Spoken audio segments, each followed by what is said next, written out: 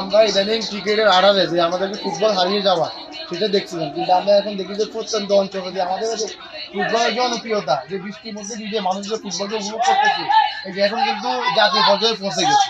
তো তার উদাহরণ হচ্ছে এটাই যে মানুষ যে ফুটবলকে কতটা ভালোবাসে, তার দৃষ্টান্ত উদাহরণ হচ্ছে আমাদের যে নবাব ইস্পাত ক্লাবের মাঠের আজকের এই খেলাটা।